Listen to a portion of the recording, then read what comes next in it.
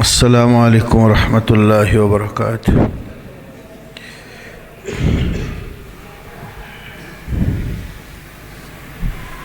ان الحمد للہ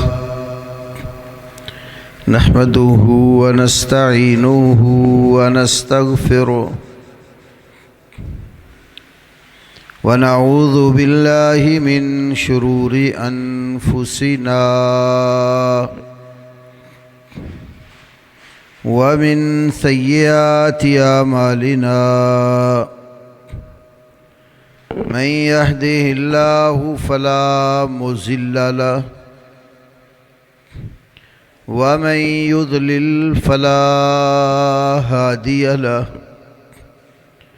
وأشهد أن لا إله إلا الله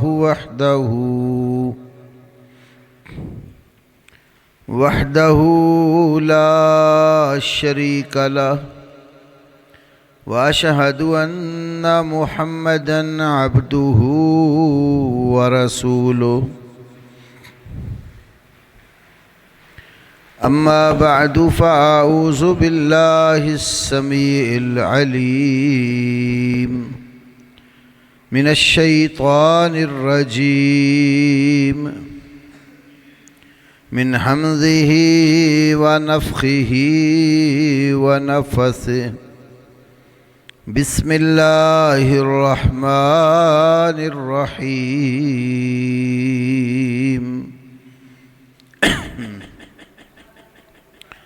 لقد رضي الله عن المؤمنين إذ يبايعونك تحت الشجرة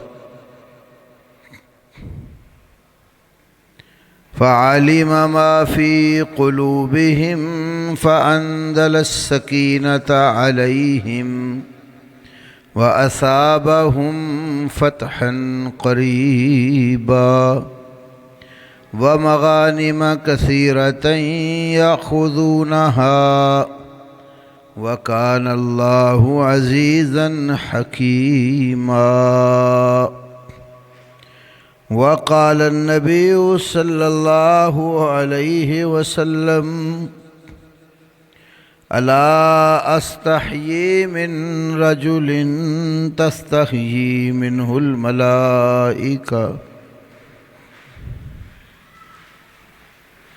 رب اشرح لي صدري ويسر لي أمري واحلل عقدة من لساني يفقهوا قولي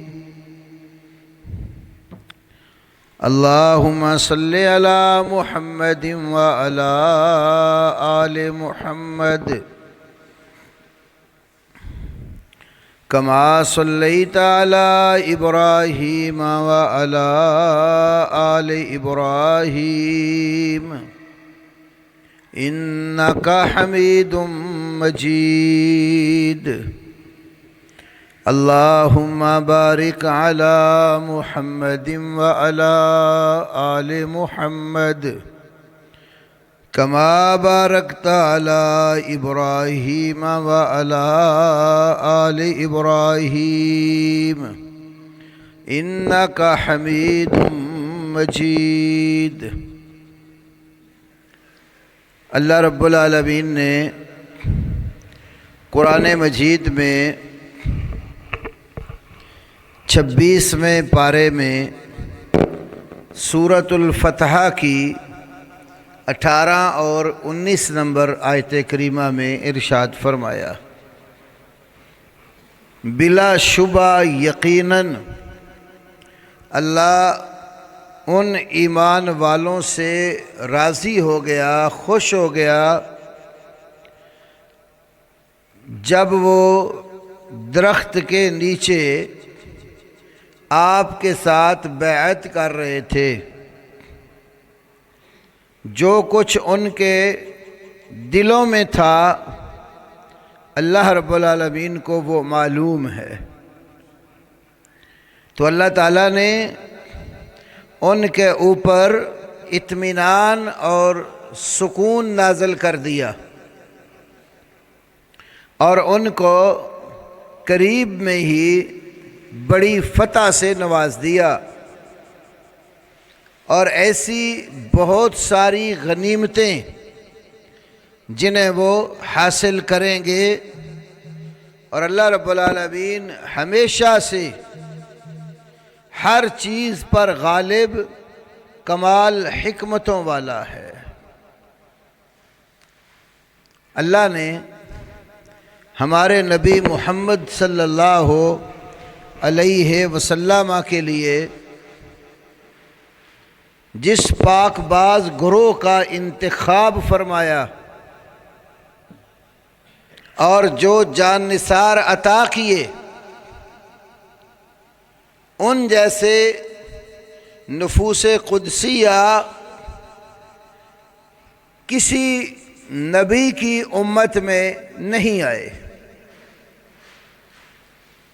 سیدنا عبداللہ ابن مسعود رضی اللہ تعالی عنہ سے حدیث امام احمد ابن حنبل اپنی کتاب فضائل صحابہ میں لائے۔ اللہ نے جس وقت دنیا کو پیدا کر لیا، انسان بنا لیے، تو تمام لوگوں کے دلوں پر نظر دوڑائی، تو سب سے زیادہ جو پاکیزہ دل اللہ نے بنایا وہ ہمارے نبی محمد صلی اللہ علیہ وسلم ہے۔ اور آپ کے بعد تمام نبیوں کی امتوں کے دلوں پر نگاہ دوڑائی تو ان میں سب سے زیادہ پاک دلوں والے آپ کے اصحاب تھے، رضی اللہ تعالی عنہم اجمعین، جو ایمان لا کر رسول اللہ صلی اللہ علیہ وسلم کی نصرت کرتے رہے اور آپ کے دائیں بائیں آگے پیچھے ساتھ مل کر دشمنان دین سے لڑتے رہے۔ اور یہ بات قرآن کی اس آیت سے بھی معلوم ہو رہی ہے، لَقَدْ رَضِيَ اللَّهُ عَنِ الْمُؤْمِنِينَ۔ لقد، یہ جو لام زبر والا ہے اس کو عربی میں لام تاکید کہتے ہیں، اور لفظ قد بھی تاکید کا معنی دیتا ہے، دوہری تاکید ذکر کر کے اللہ بات بیان کر رہے ہیں۔ حالانکہ اللہ رب العالمین تاکید کے بغیر بھی بات کرے تو فمن اصدق من اللہ حدیثا، اللہ سے بات کے اعتبار سے سچا کون ہو سکتا ہے؟ سب سے سچی ہستی اللہ کی ہے۔ تو اللہ رب العالمین دوہری تاکید کے ساتھ کہہ رہا ہے، لقد، بلا شک و شبہ، یقینی طور پر، رضی اللہ، اللہ راضی ہو چکا ہے، اللہ خوش ہو گیا ہے۔ یہ راضی ہونا، خوشی کا اظہار کرنا، یہ اللہ کے اوصاف میں سے ایک وصف ہے۔ اور اہل اسلام کا، کتاب و سنت کو ماننے والے لوگوں کا یہ عقیدہ ہے کہ اللہ رب العالمین کی صفات جس قدر قرآن پاک میں یا رسول کریم صلی اللہ علیہ وسلم کی سنن اور احادیث میں بیان ہو گئی، من و عن، اس پر ہمارا ایمان ہے۔ ہم اللہ کی صفات کی اپنی جانب سے کوئی تعویل توجیہ نہیں کرتے، اور نہ ہی اللہ تعالیٰ کو ان اوصاف سے خالی اور عاری مانتے ہیں جو اللہ نے ذکر کی۔ ایمان ہے جیسے اللہ نے اور اللہ کے حبیب صلی اللہ علیہ وسلم نے اللہ کے اوصاف بیان کیے، اسی طرح ایمان ہے، اور بغیر کسی کی تعویل کے یا اللہ کو ان صفات سے الگ کر کے یا ان کی ایسی توجیحات بیان کریں جو صفات کے معنی کو ختم کر دے اس کو نہیں تسلیم کرتے۔ جیسے اللہ کی شان کے، اس کی قدرت اور جلال کے، ہیبت کے لائق ہیں صفات، اسی طرح ایمان رکھتے ہیں۔ تو اللہ کے اوصاف میں سے ایک وصف بیان ہوا راضی ہونا، خوش ہو جانا، کسی کے عمل کو پسند کر لینا۔ تو رضی اللہ ہو، پھر رضیہ لفظ ماضی ہے، اللہ نے ماضی کے صیغے کے ساتھ بات بیان کی ہے، جس میں مستقبل کی بات بھی اگر ماضی کے ساتھ کی جائے تو یقین کا معنی ہوتا ہے، جیسے بالکل وہ چیز حقیقت میں واقع ہو چکی ہو۔ تو رضی اللہ ہو، اللہ بلا شبہ یقینی طور پر راضی ہے۔ کن سے؟ عن المؤمنین، منافقین تو نہیں کہا، مومنین ایمان والے لوگوں سے۔ کچھ لوگ یہ سمجھتے ہیں کہ وہ ظاہراً ایمان والے تھے، اندر سے مومن نہیں تھے، اور وہ اپنے بغض کا اظہار اشارے اور کنایے میں کرتے رہتے ہیں۔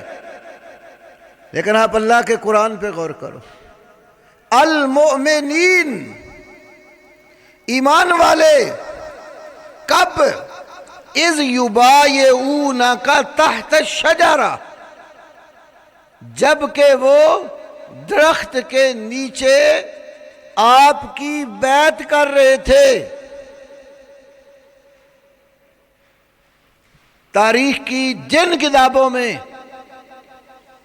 اس بیعت رضوان کا ذکر ہے، صلح حدیبیہ جو ہوئی، حدیبیہ کے مقام پر 1400 صحابہ کرام تھے رضی اللہ تعالی عنہم اجمعین، ابو بکر، عمر، عثمان و علی، طلحہ و زبیر، کبار صحابہ 1400 کے قریب رسول اللہ صلی اللہ علیہ وسلم کے ہاتھ پر بیعت کر رہے تھے۔ تمام بیعت کرنے والوں کو قرآن نے مومن کہا۔ آج وہ لوگ ان کے ایمان کے بارے میں بات کرتے ہیں جن کے اپنے پلے میں ایمان نہیں ہے، جس کے ایمان کی شہادت اور گواہی اللہ رب العالمین خود دے رہا ہے، اس پر جو بھی کلام کرے گا وہ خود ایمان والا نہیں ہے اور اہل اسلام سے خارج ہے وہ، کیونکہ وہ اللہ کے کلام کو نہیں مان رہا۔ قرآن کہتا ہے کہ وہ مومن تھے اور ظاہری طور پر بھی مومن نہیں۔ فَعَلِمَ مَا فِي قُلُوبِهِمْ، دلوں میں جو چیز ہوتی ہے چھپی ہوئی وہ ظاہر تو نہیں نہ ہوتی، کہ ظاہری طور پر مومن تھے، اندر سے نہیں تھے۔ اللہ رب العالمین ان کے دلوں میں جو ایمان تھا اس کی بات کر رہے ہیں۔ فَعَلِمَ مَا فِي قُلُوبِهِمْ، جو کچھ ان حدیبیہ کے مقام پر ایمان لانے والوں کے دلوں کے اندر تھا اللہ کو پتا۔ تو اللہ ان کے دلوں کی باتیں جاننے والا گواہی دے رہے کہ وہ مومن ہے اور میں راضی ہوں ان سے۔ پھر جو اندر سے ایمان والے نہ ہوں، اللہ پاک ان کے اوپر اپنا اطمینان اور سکون نازل کرتا ہے۔ فَأَنزَلَ السَّكِينَةَ عَلَيْهِمْ، اللہ نے ان پر سکونت، اطمینان اتارا۔ جن پر اللہ کی طرف سے اطمینان اور سکون کا نزول ہے اور جن کے دلوں کی باتیں اللہ جانتا ہے اور اللہ جنہیں مومن قرار دے رہا ہے، وہ رسول اللہ کے وہ صحابہ تھے اس آیت میں جو 1400 کے قریب حدیبیہ کے مقام پر ایک درخت کے نیچے بیعت کر رہے تھے۔ اور بیعت کس سلسلے میں تھی؟ نبی کریم صلی اللہ علیہ وسلم کے داماد، دو بیٹیوں کے شوہر، غزوہ بدر میں حضرت عثمان کی اہلیہ بیمار تھی اور وہ ان کی بیماری کے باعث بدر میں شریک نہ ہو سکے۔ اللہ کے نبی صلی اللہ علیہ وسلم نے حضرت عثمان کو کہا کہ تم گھر میں رہو، گھر والوں کی خبر رکھو، اور جو ثواب اصحاب بدر کو اللہ میدان بدر میں پہنچا کر عطا کرے گا، میرا عثمان گھر میں رہے گا، اللہ اس کو بدریوں والا ثواب دے گا۔ پھر جب ایک بیٹی اللہ کے نبی کی فوت ہو گئی تو نبی علیہ السلام نے اپنی دوسری بیٹی کا نکاح حضرت عثمان سے کر دیا۔ جب کوئی شخص اپنی بیٹی کسی کے ساتھ بیاہتا ہے اور اس کے بعد داماد کی طرف سے اس کو سکون اور اطمینان نہ ہو، دوسرا رشتہ کوئی عام آدمی بھی دینے کے لیے تیار نہیں ہوتا۔ اللہ کے نبی حضرت عثمان پر اتنے راضی تھے کہ ایک بیٹی فوت ہو گئی، دوسری بیٹی حضرت عثمان کے نکاح میں دے دی، جس سے معلوم ہوتا ہے رسول پاک صلی اللہ علیہ وسلم کو حضرت عثمان سے بڑی محبت تھی۔ اپنے اس داماد کی طرف سے پوری طرح مطمئن اور خوش تھے، اور ہر صحابی کی کوئی نہ کوئی انفرادی فضیلت ہے۔ بعض وہ فضائل ہیں جو مجموعی لحاظ سے، مجموعی اعتبار سے اس امت میں سب سے زیادہ فضیلت سیدنا ابو بکر صدیق کی ہے، پھر عمر فاروق کی ہے، پھر عثمان غنی کی ہے، پھر علی مرتضیٰ کی ہے رضی اللہ تعالی عنہم اجمعین۔ لیکن ان چاروں کی اور بھی کئی صحابہ کی کئی انفرادی فضیلتیں ایسی ہیں جو دوسروں کو نہیں ملی، اور انفرادی فضیلت کو لے کر دوسرے میں نہ ہو تو مجموعی طور پر دوسرے سے اونچا نہیں نکالتے اس کو۔ بعض انبیاء کو اللہ نے بعض پر فضیلت دی، لیکن بعض نبیوں کی ایسی خاص فضیلتیں ہیں جو دوسروں میں نہیں ہیں۔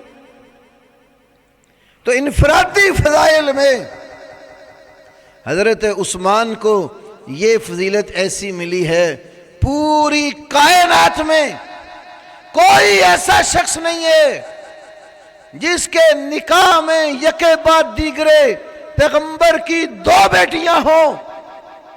یہ اعزاز اس اولاد آدم میں سے صرف حضرت عثمان کو حاصل ہے رضی اللہ تعالیٰ عنہ۔ دشمنان صحابہ نے اسی لیے نبی علیہ السلام کی بیٹیوں کا انکار کر دیا اور کہا کہ ان کی صرف ایک بیٹی تھی، اور یہ انکار بھی تیسری چوتھی صدی ہجری میں آ کر ہوا۔ اس سے پہلے تمام اہل الحدیث، اہل السنہ اور روافض کی کتب اس بات پر متفق ہیں کہ رسول پاک صلی اللہ علیہ وسلم کی ام المؤمنین سیدہ خدیجہ رضی اللہ تعالی عنہا سے 4 بیٹیاں تھیں۔ آپ کے اعلان نبوت سے پہلے 3 بیٹیاں پیدا ہوئیں، زینب، رقیہ اور ام کلثوم رضی اللہ عنہن، اور اعلان نبوت کے بعد آپ کی بیٹی فاطمہ الزہرا رضی اللہ تعالی عنہا پیدا ہوئی۔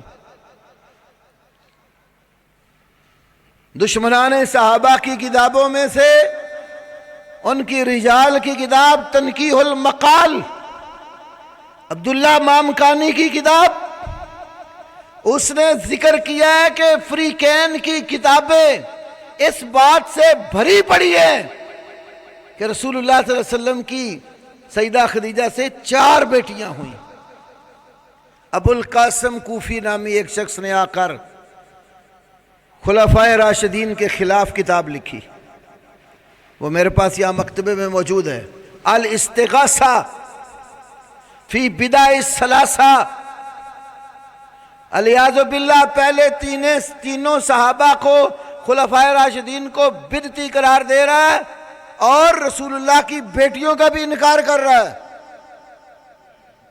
لیکن جب تک اللہ کا قرآن دنیا میں موجود ہے، رسول اللہ کی حدیثیں دنیا میں موجود ہے اور قرآن اور حدیث کو ماننے والے لوگ دنیا میں موجود ہیں، اس بات کا انکار نہیں ہونے دیں گے۔ قرآن کہتا ہے یا ایھا النبی قل لازواجک وبناتک ونساء المؤمنین یدنین علیہن من جلابیبہن، اے نبی اپنی بیویوں کو اور اپنی بیٹیوں کو اور ایمان والوں کی عورتوں سے کہہ دو جب وہ گھروں سے نکلیں تو اپنی اوڑھنی اور چادریں اوپر سے نیچے کھینچ کر اپنے آپ کو ڈھانپ کر نکلا کریں۔ اس آیت میں رسول اللہ کی ازواج، رسول اللہ کی بنات صلی اللہ علیہ وسلم اور ایمان والوں کی عورتوں کا ذکر ہے۔ ازواج یہ بھی جمع کا لفظ ہے، بنات یہ بھی جمع کا لفظ ہے، نساء المومنین میں نساء یہ بھی جمع کا لفظ ہے، اور عربی میں جمع کم از کم 3 سے شروع ہوتی ہے، اردو میں، انگلش میں، فارسی میں واحد اور جمع۔ لیکن عربی زبان کی وسعت یہ ہے یہاں واحد اور جمع کے درمیان بھی ایک لفظ ہے، صیغہ ہے تثنیہ، ایک کو واحد، 2 کو تثنیہ، 2 سے زیادہ کو جمع کہتے ہیں۔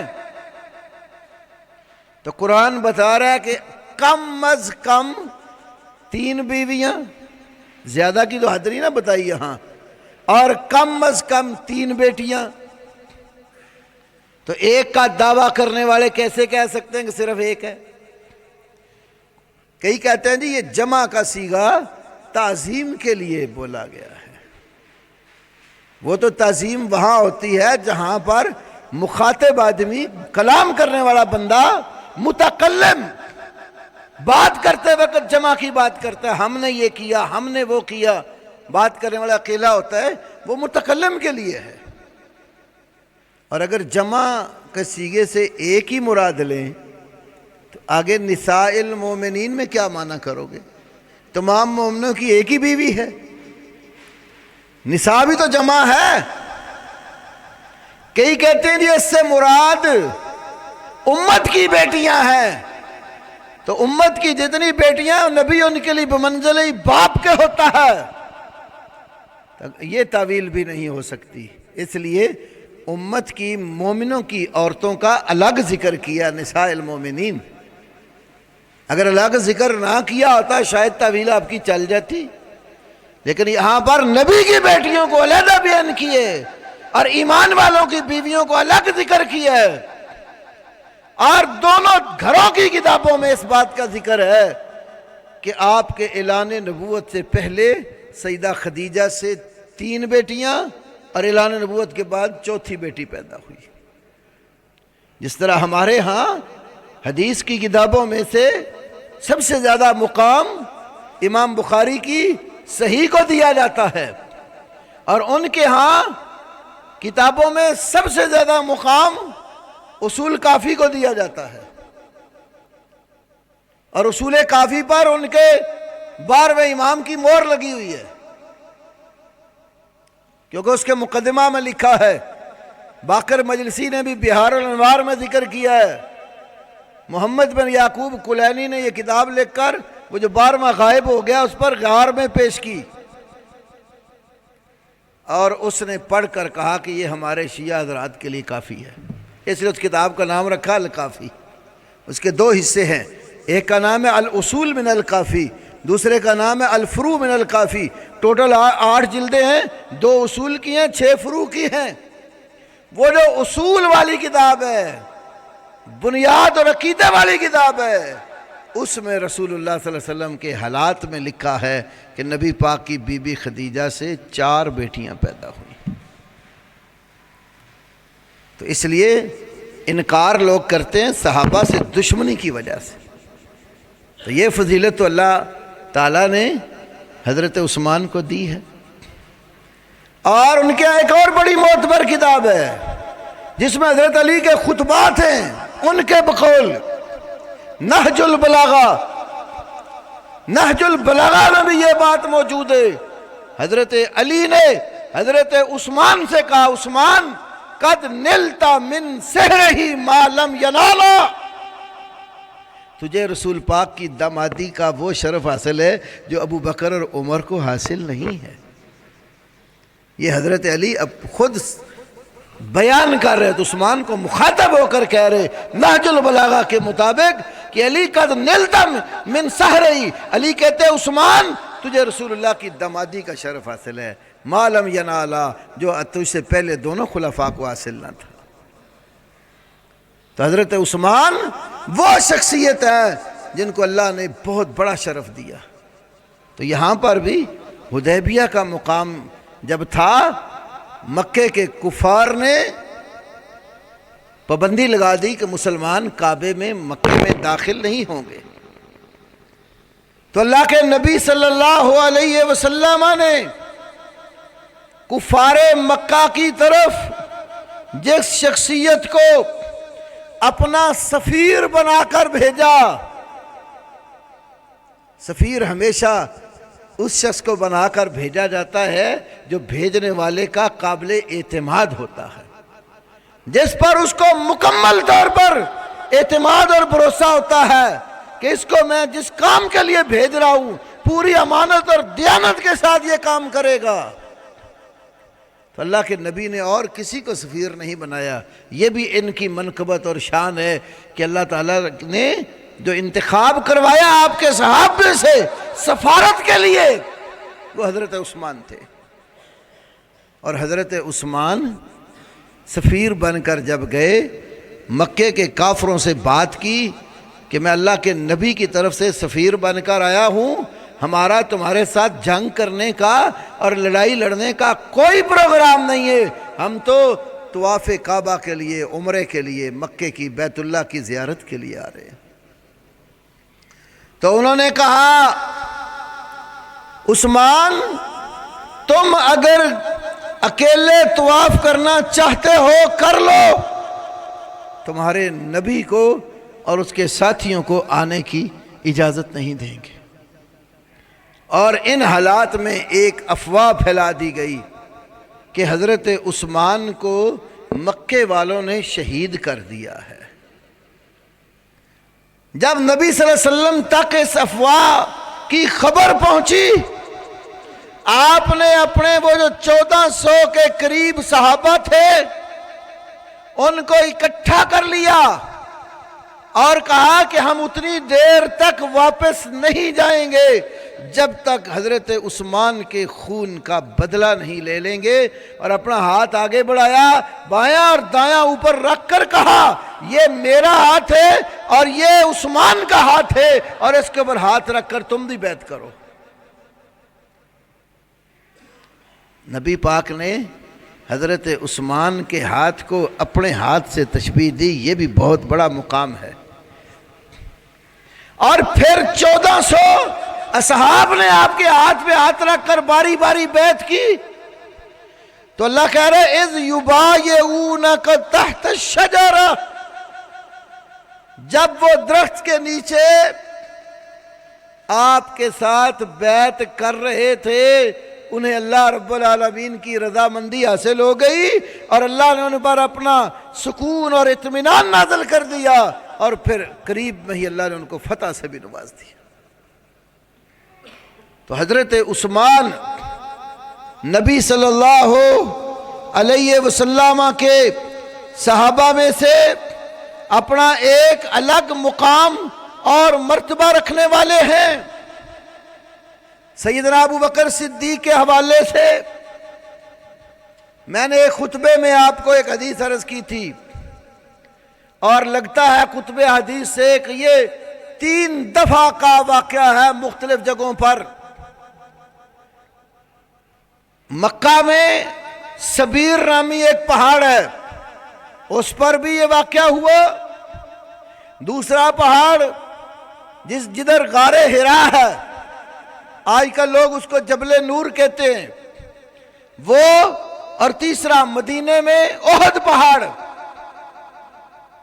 تینوں پر الگ الگ واقعہ پیش آیا نبی کریم صلی اللہ علیہ وسلم کے ساتھ۔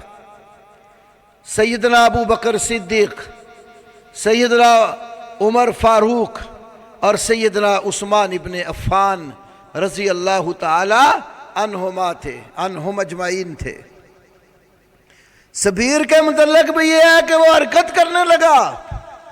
غار حرا اور غار احد کے متعلق بھی حدیث میں یہی آتا ہے، جب آپ اپنے ان تینوں صحابہ کے ساتھ پہاڑ پہ چڑھے تو وہ لرزا، آپ نے اپنا پہاڑ پہ پاؤں مار کر کہا، اثبت، ٹھہر جا،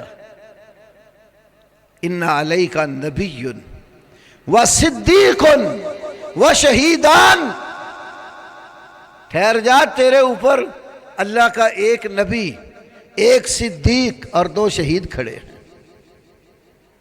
نبی علیہ السلام نے کئی مواقع پر حضرت عمر کے ساتھ حضرت عثمان کی شہادت کی خبر دی، اور دونوں صحابیوں کو اللہ نے شہادت سے سرفراز کیا۔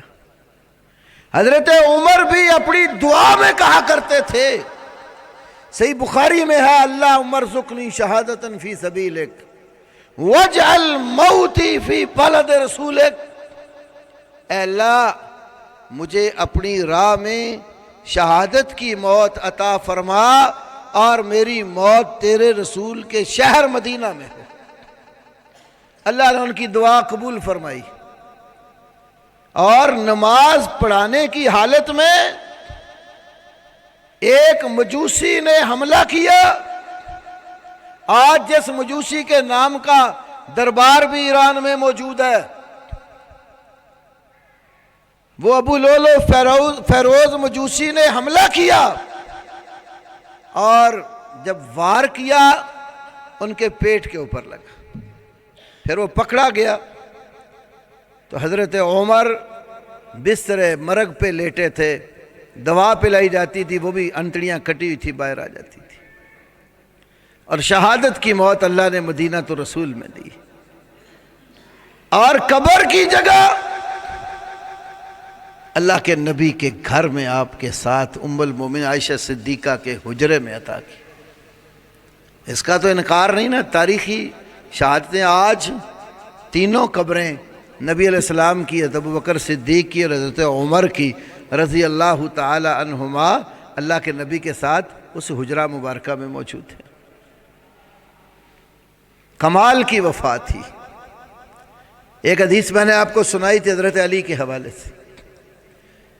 حضرت علی کہتے ہیں کہ میں نے 12 دفعہ نبی پاک صلی اللہ علیہ وسلم کی زبان سے سنا، آپ کہتے تھے، جئتو انا و ابو بکر و عمر، ذہبتو انا و ابو بکر و عمر، خرجتو انا و ابو بکر و عمر۔ آپ جب بات کرتے تھے تو کہتے تھے میں ابو بکر اور عمر آئے، میں ابو بکر اور عمر گئے، میں ابو بکر اور عمر فلاں جگہ پر داخل ہوئے، میں ابو بکر اور عمر فلاں جگہ سے نکلے۔ حضرت علی کی بھی اس حدیث سے معلوم ہوتا ہے کہ نبی پاک کتنا پیار اور محبت تھی، جدھر جاتے تھے یہ دونوں صحابی ساتھ ہوتے تھے، اور اللہ نے کیسا پکا ساتھ کیا، آج قبر بھی ساتھ ساتھ ہے، اور قیامت والے دن اللہ کے نبی کے ساتھ ہی دونوں ہوں گے۔ دنیا میں جیسے آپ کے دونوں وزیر تھے، کل قیامت والے دن بھی ساتھ ہی اٹھیں گے۔ قبر جب اکھاڑی جائے گی آپ کی سب سے پہلے، تو ابو بکر عمر بھی ساتھ ہی اٹھیں گے۔ کتنا بڑا اعزاز ہے کہ قبر کے بھی ساتھی اور حشر کے بھی ساتھی۔ المرء مع من احب، اللہ کے نبی نے فرمایا آدمی اسی کے ساتھ ہوگا جس سے محبت کرتا۔ کتنی محبت پکی رکھی۔ بعض ہمارے دوست ایک اور روایت بھی بیان کرتے ہیں، ہمارے نزدیک تو اس میں کلام ہے لیکن دوسرے لوگ ذکر کرتے ہیں کہ اللہ کے نبی صلی اللہ علیہ وسلم نے فرمایا، یہ مولانا احمد رضا خان نے اپنے فتاویٰ میں بیان کی ہے کہ اللہ کے نبی نے کہا کہ انسان جس مٹی سے پیدا ہوتا ہے، جس جگہ سے، اسی جگہ ہی لوٹایا جاتا ہے۔ انا و ابو بکر و عمر خلقنا من تربۃ واحدۃ وفیہا نطفا، میں ابو بکر اور عمر ایک ہی مٹی سے پیدا ہوئے اور اسی جگہ ہی ہم تینوں لوٹائے جائیں گے اور دفن ہوں گے۔ تو یہ روایت نہ بھی صحیح ہو تو بات تو حقیقت ہے کہ اللہ کے نبی جہاں مدفون ہے وہاں ابو بکر اور عمر بھی ساتھ مدفون ہیں۔ تو حضرت عثمان رضی اللہ تعالی عنہ ابو بکر اور عمر کے ساتھ اللہ کے نبی کے ساتھ سبیر پہاڑ پہ بھی چڑھے، غار ہرا والے پہاڑ پر بھی چڑھے، احد والے پہاڑ پر بھی چڑھے، تینوں مقامات پر اللہ کے نبی نے اپنی زبان مبارک سے ابو بکر کو صدیق کا لقب دیا اور عمر اور عثمان کو شہید کہا۔ اور سب سے اونچی موت شہادت کی موت ہے۔ عام موت شہادت کی موت کا مقابلہ نہیں کرتی۔ شہیدوں کے متعلق قرآن پاک میں احکام ہی علیحدہ بیان ہوئے۔ جو اللہ کی راہ میں قتل کر دیے جائیں، قرآن کہتا ہے انہیں مردے نہ کہو۔ وہ اللہ کے ہاں زندہ ہیں لیکن تمہیں شعور نہیں ہے ان کی زندگی کا۔ حالات سے مجبور ہو کر، تنگ ہو کر بعض اوقات بندہ موت مانگ لیتا، جیسے آج کل کے حالات بنے ہوئے لوگوں کے، کئی لوگوں کی اموات ہوئی بھی ہیں۔ دن رات تنگی، حالات کی تنگی، کاروبار کی تنگی، گزران کی تنگی، مشکلات، اور کئی بیچارے کمزور ایمان والے مشکلات برداشت نہ کر کے موت کی طرف قدم بڑھاتے ہیں، موت کی دعائیں کرتے ہیں۔ نبی کریم صلی اللہ علیہ وسلم نے فرمایا، بخاری میں حدیث ہے، لا یتمنین احدکم الموت، کوئی بندہ بھی تم میں سے ہرگز موت کی تمنا نہ کرے۔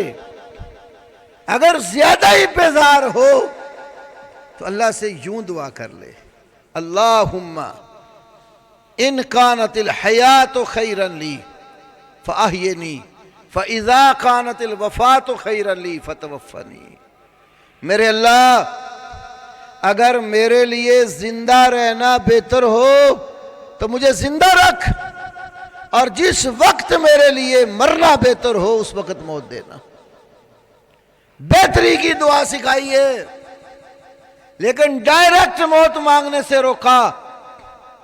اور شہادت کی موت ایسی ہے جو نبی کریم صلی اللہ علیہ وسلم نے بھی اللہ سے طلب کی اور آپ کے صحابہ بھی طلب کرتے رہے۔ ایک موقع پر آپ نے فرمایا، مختلف جگہوں پر بخاری مسلم وغیرہ میں حدیث ہے، لَوَدِدْتُ وَاللَّهِ أَنْ أُقْتَلَ فِي سَبِيلِ اللَّهِ ثُمَّ أُحْيَا ثُمَّ أُقْتَلْ ثُمَّ أُحْيَا ثُمَّ أُقْتَلْ لَوَدِدْتُ وَاللَّهِ، فرمایا اللہ کی قسم یقیناً مجھے یہ بات پسند ہے، ان اقتل فی سبیل اللہ، میں اللہ کی راہ میں قتل کر دیا جاؤں، ثم احیا، پھر زندہ کیا جاؤں، ثم اقتل، پھر قتل کیا جاؤں، ثم احیا، پھر زندہ کیا جاؤں، ثم اقتل، پھر قتل کیا جاؤں۔ کیونکہ اللہ کی راہ میں کٹنے کا اور شہید ہونے کا جو مزہ ایک غازی اور مجاہد فی سبیل اللہ کو میدان مقتل میں آتا ہے وہ عام زندگی میں نہیں ہوتا۔ تو اللہ کے رسول نے بھی شہادت کی تمنا کی اور صحابہ نے بھی کی۔ تو حضرت عثمان رضی اللہ تعالی عنہ کو اللہ رب العالمین نے ایک تو رسول اللہ کی زبان مبارک سے شہادت کی اطلاع دی، اور پھر آخر میں جب دنیا سے رخصت ہوئے تھے تو اللہ پاک نے حضرت عثمان کو شہادت کے مرتبے پر فائز کر کے اٹھایا، اور بقیع غرقد جس کو لوگ جنت البقیع کہتے ہیں وہاں اللہ پاک نے ٹھکانہ عطا فرمایا، اور اسی کے پاس امام دار الحجرہ امام مالک ابن انس کی قبر بھی ہے، اور اسی جگہ پر ہی شہید اسلام علامہ احسان علی ظہیر کی قبر بھی ہے۔ یہ جنت البقیع جس کو عرف عام میں کہتے ہیں، حدیث میں اس کا نام بقیع غرقد ہے اس قبرستان کا، وہاں پر حضرت عثمان کو دفن کیا گیا اور شہید ہو کر دنیا سے گئے۔ ان کے فضائل میں ایک دو اور حدیثیں آپ کے سامنے رکھتا ہوں۔ مدینہ میں مسلمانوں کو پانی کی قلت اور تنگی تھی، میٹھے کنواں ایک تھا پانی کا، اور اس کا مالک ایک یہودی تھا جو پانی فروخت کیا کرتا تھا، مفت میں کسی کو نہیں دیتا تھا۔ تو اللہ کے نبی صلی اللہ علیہ وسلم نے فرمایا من یحفر بئر رومۃ فلہ الجنہ، بعض روایت من یشتری، جو بندہ یہ کنواں خرید کر مسلمانوں کے لیے چھوڑ دے گا فلاح الجنہ، آپ نے فرمایا اس کے لیے اللہ کی جنت ہے۔ حضرت عثمان رضی اللہ تعالی عنہ نے وہ کنواں خرید کر مسلمانوں کے لیے وقف کر دیا۔ ایک دفعہ آپ نے فرمایا من جہز جیش الاسرۃ فلاح الجنہ، جس نے جیش اسرہ کے لیے ساز و سامان دیا، غزوہ تبوک کا جو موقع تھا اس کو جیش اسرہ، تنگی کا لشکر، حالات مسلمانوں کے بڑے کھمبیر تھے، پریشانیاں تھیں، دکھ تھے، لیکن دشمن بھی دوسری طرف مدینے کو ختم کرنے کے لیے پر توڑ رہا تھا، تو اللہ کے نبی نے دشمن کو آگے جا کر روکنے کا پلان بنایا، اور آپ نے صحابہ کو ترغیب دی کہ جیش اسرہ کے لیے جو سامان دے گا فلاح الجنہ، اس کے لیے جنت ہوگی۔ حضرت عثمان نے ایک حدیث میں ہے آپ ترغیب دے رہے تھے خرچ کرنے کے لیے، حضرت عثمان نے کہا یا رسول اللہ میں عثمان کی طرف سے 100 اونٹ ساز و سامان سمیت اللہ کی راہ میں قبول کریں۔ پھر ترغیب دی، پھر حضرت عثمان نے دوبارہ کہا اللہ کے نبی 100 اونٹ اور میں دیتا ہوں۔ پھر آپ نے صحابہ کو ترغیب دی، تیسری مرتبہ بھی حضرت عثمان اٹھے یا رسول اللہ میں عثمان کی طرف سے 100 اونٹ اور اللہ کی راہ میں قبول کر لیں۔ اور ایک دوسری حدیث میں ہے درم و دینار، درم سونے کا، دینار چاندی کا۔ حضرت عثمان تھیلا بھر کر لائے اور نبی صلی اللہ علیہ وسلم کی گود میں، آپ کی جھولی میں ڈال دیا۔ اور آپ کیا کرتے ہیں؟ جھولی میں درم و دینار حضرت عثمان نے ڈالے، کبھی دائیں طرف سے جھولی اوپر، کبھی بائیں طرف سے، اور ساتھ فرما رہے ہیں ما ذر عثمان ما عمل بعد هذا اليوم، آج کے دن کے بعد میرا عثمان جو بھی کام کرے گا اس کو کوئی ضرر اور نقصان نہیں ہوگا۔ اسی طرح امی عائشہ صدیقہ طیبہ طاہرہ رضی اللہ تعالی عنہا کی حدیث ہے، بڑی معروف حدیث ہے۔ آپ گھر میں تشریف فرما تھے اور سیدہ عائشہ کی چادر اپنے اوپر لی ہوئی تھی، بیٹھے ہوئے تھے گھر میں، دروازے پہ دستک ہوئی، پوچھا کون؟ کہا ابو بکر، فرمایا اس کو جنت کی بشارت دو اور آنے دو۔ پھر حضرت عمر آئے، دستک دی، اندر سے پوچھا گیا کون ہے؟ بتایا عمر فاروق ہوں۔ فرمایا عمر کو بھی جنت کی بشارت دو اور اندر آنے دو۔ یہ دونوں صحابی اللہ کے نبی کے پاس بیٹھے، آپ اسی طرح ہی چادر اوپر لیے بیٹھے ہوئے ہیں اور آپ کی پنڈلی مبارک سے چادر اٹھی ہوئی ہے۔ تیسری مرتبہ دروازے پہ دستک ہوئی، پوچھا کون؟ کہا عثمان۔ آپ اٹھ کر بیٹھ گئے اور چادر پنڈلی کے اوپر کر لی، ام المومنین نے پوچھا یا رسول اللہ میرے باپ ابو بکر آیا آپ اسی حالت میں رہے، عمر آئے آپ اسی حالت میں رہے، عثمان آ گئے ہیں، تو آپ نے اٹھ کر چادر سیدھی کیوں کر لی؟ پنڈلی تو پردے میں شامل نہیں ہے۔ فرمایا عائشہ الا استحیی من رجل تستحیی منہ الملائکہ، میں اس شخص سے حیا کیوں نہ کروں جسے آسمان کے فرشتے بھی حیا کرتے۔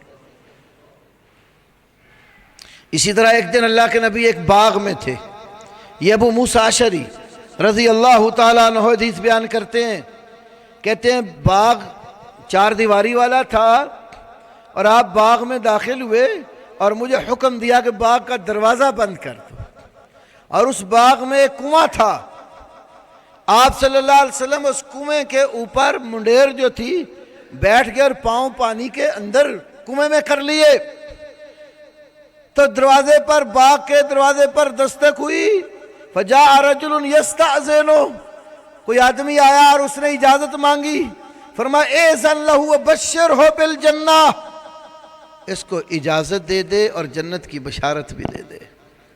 وہ بکر صدیق تھے، پھر ایسے ہی حضرت عمر بھی آئے، پھر حضرت عثمان بھی آئے، ابو بکر اور عمر نبی صلی اللہ علیہ وسلم کے دائیں اور بائیں بیٹھ گئے، جب عثمان غنی آئے تو وہ اللہ کے نبی کے بالکل سامنے بیٹھ کے منڈیر پر، تینوں صحابیوں کو آپ نے اس باغ میں آتے ہوئے جنت کی بشارت دی۔